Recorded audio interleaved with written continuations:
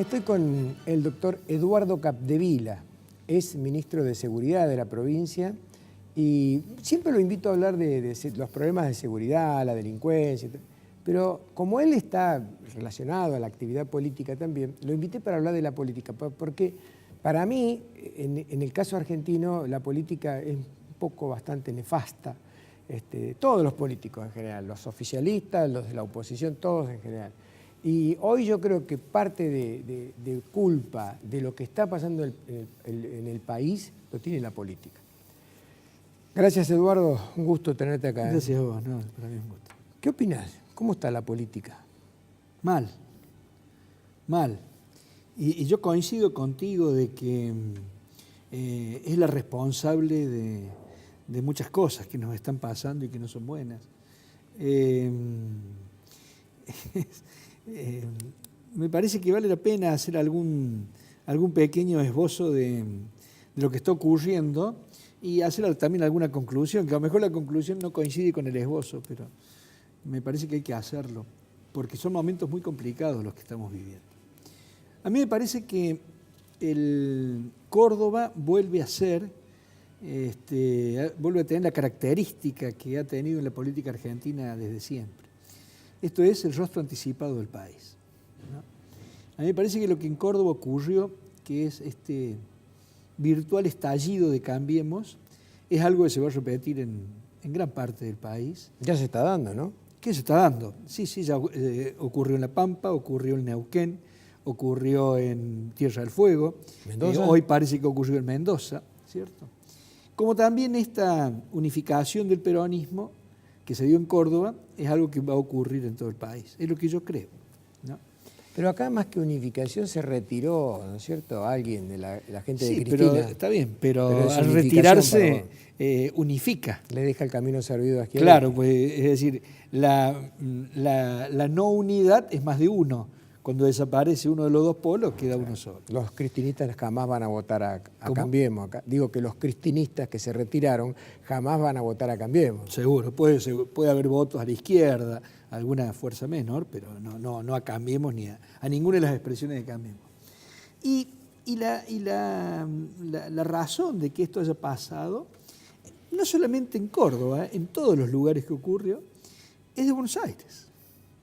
Es esto de haberle atribuido el poder político, el poder del armado político, a Marcos Peña, Rodríguez Larreta y Durán Barba, donde yo creo que han demostrado lo que alguna vez hablamos contigo hace mucho tiempo, este absoluto desconocimiento del país, ¿no? Yo creo que Córdoba era una situación absolutamente controlable, es decir, controlada. Podía haber algún tipo de fricción, pero iba a terminar solucionándose cualquier disputa. Hasta que desde Buenos Aires tuvieron el tupé, ¿cierto?, de ponerte los candidatos y notificarte telefónicamente.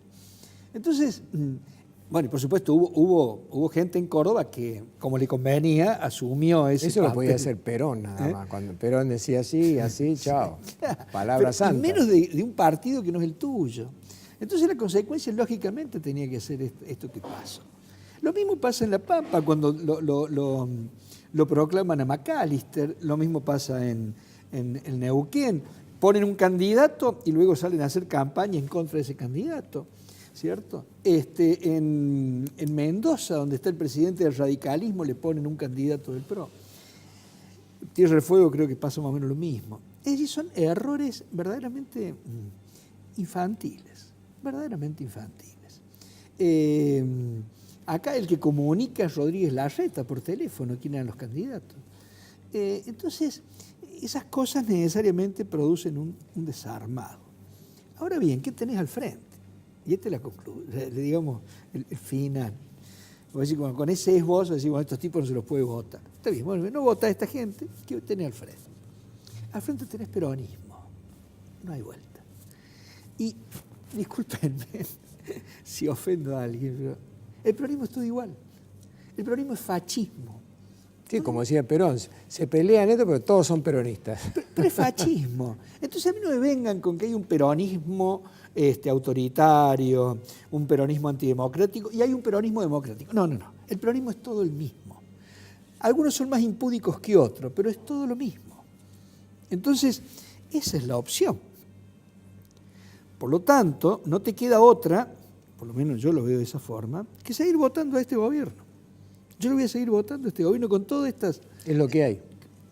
Es lo mejor que hay, ¿no? Porque lo que hay es lo otro también, claro, que ya lo hemos vivido, lo otro también está. Me dicen Labaña. A ver, nosotros hoy estamos viviendo estos problemas porque tenemos una situación inédita, que también alguna vez lo hemos conversado contigo. ¿Cuál es? Que tenemos un gobierno sin partido. Es decir, un presidente sin partido. Porque el PRO no existe como partido. Hay un conjunto de amigos, pero eso no es un partido político, ¿cierto? Muy bien. Y tenemos estas situaciones que, bueno, espero que vayan aprendiendo.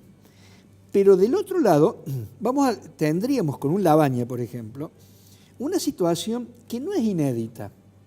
Ya ocurrió en la Argentina una sola vez y que es muy complicada, que es que quien gobierna no conduzca el partido. Sí, Cámpora. Cámpora al gobierno, pero no al poder. María Isabel Martínez de Perón. Claro. Ya sabemos lo que pasa en ese caso. Eso es lo que puede llegar a ocurrir con Labaña. Entonces me lo plantean a Labaña como la opción. ¿La opción sería Labaña al gobierno, Cristina al poder?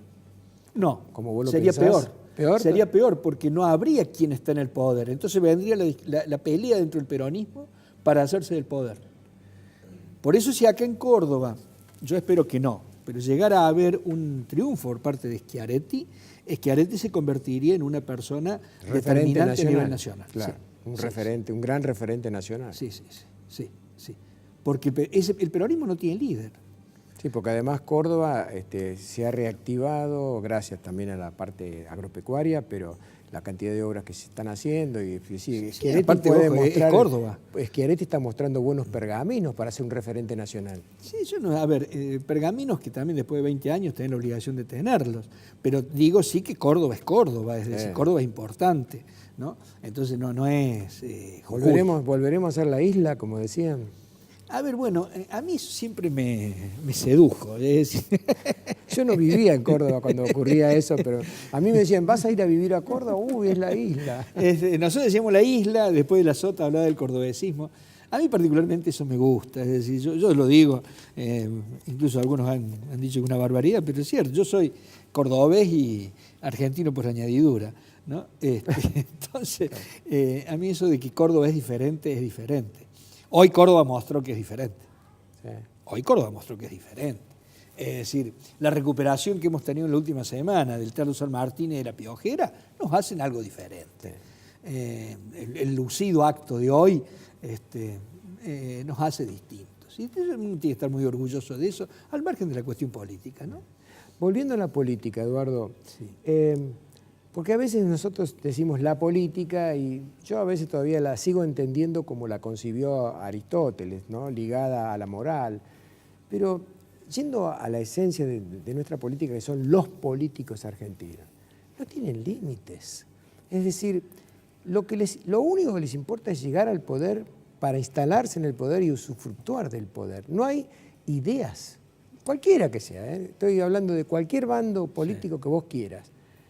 Entonces, el político, mucha gente dice, no, yo no me meto en política porque es una cueva de ladrones, pero ¿no debería la gente honesta, capaz, meterse un poco más en política? Y si no, accionar un poco más fuerte a los políticos para presionarlos. Yo no digo que salgamos todos los días a un piquete a la calle, pero me acuerdo la marcha de los paraguas por la muerte de Nisman. Me acuerdo la marcha que se hizo en apoyo del fiscal Campagnoli. ¿La gente está anestesiada? No, yo lo que creo que hay dos problemas. Un problema es que los argentinos no hacemos ningún ejercicio de introspección. Y si nosotros hablamos de los gobernantes y de los políticos, como yo le llamo el síndrome de la nave nodriza. Acá hablamos como si hubiera una nave nodriza llena de malditos adentro y que larga un plato volador en Córdoba. con 50 malditos, un plato volador con 1000 malditos en el gobierno nacional, un plato volador con 80 malditos en La Rioja, ¿cierto? Y nos gobiernan. No. Todos los que nos gobiernan los elegimos nosotros. Claro. Y en segundo lugar, vienen del mismo lugar que nosotros. Es decir, Montesquieu en el Espíritu de las Leyes decía de que no se puede pretender tener un gobierno virtuoso con un pueblo corrupto, ni tampoco va a haber un gobierno corrupto que surja de un pueblo virtuoso. Entonces, este es el primer punto.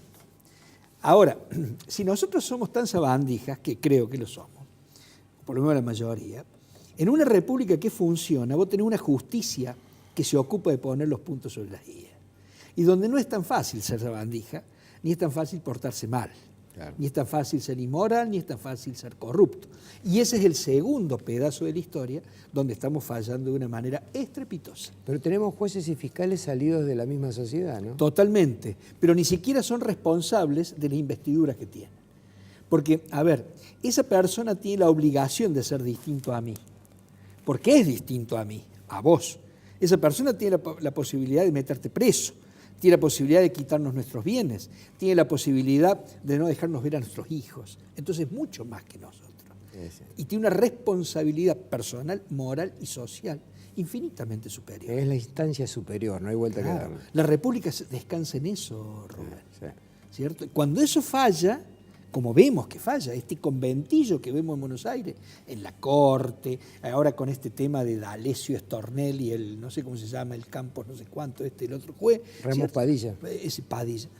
Es una cosa escandalosa. ¿Cómo te pensás que termina esto con Stornelli? Yo creo que todo está muy mal. Es decir, todo termina para que no pase nada. Para que estemos enredados en estas cuestiones, en estas discusiones, la causa de los cuadernos vaya durmiendo el sueño de lo justo, cada vez hay más cosas para hacer procesalmente y cada vez hay más para hacer para que no se termine nunca. D'Alessio, que aparece como una persona de confianza de los fiscales y de los jueces, un chanta total, un desbaratado. Es una cosa terrible. Cuando vos ves el mundo cómo funciona. Che, Rubén, no ha habido atentado en el mundo que no haya sido resuelto en 48 horas. Mira lo de la AMIA acá, ¿no? Acá 25 años, 20, 30 años, ¿de cuánto es la AMIA? Al Chapo Guzmán, ¿cierto? Lo juzgaron después de estar 8 meses, 6 meses preso, con 52 testigos, listo, lo condenaron, se acabó el tema. Acá en la causa de los cuadernos, creo que son 300 testigos, 100 indagatorias, todo es el pantano para que nunca se vaya para adelante. ¿Cómo se cambia el tema de la justicia? ¿A través del Congreso con una legislación más moderna? ¿Cómo se cambia? ¿Cómo se cambia? Es decir, yo creo que como siempre ocurre, el pescado se pudre por la cabeza y el tornillo también se ajusta por la cabeza. Es decir, si vos tenés órganos judiciales superiores, como es la Corte, que es a imagen y semejanza de lo que ves abajo, no va a cambiar nunca. Cuando tenés un Consejo de la Magistratura integrado por un conjunto de becados que cobran 300.000 pesos cada uno, con 80 asesores cada uno, ¿cierto? Y lo único que les interesa es continuar ahí, no va a cambiar nunca. Es cierto. Y cuando tenés un gobierno que no mete mano para que esto ocurra, ¿cierto? Sin gente caracterizada, vamos a ser claros, es decir, esta es la Argentina, esto no es un país africano. Acá vos tenés juristas de nota importantes, con un enorme prestigio y dignos de un gran respeto, que esos tienen que estar a cargo de manejar las áreas de justicia, ¿cierto? No amigos del presidente. Cuando tenés un servicio de inteligencia en manos de un tipo que es representante de jugadores de fútbol. Todo tiene que terminar mal si la base está mal.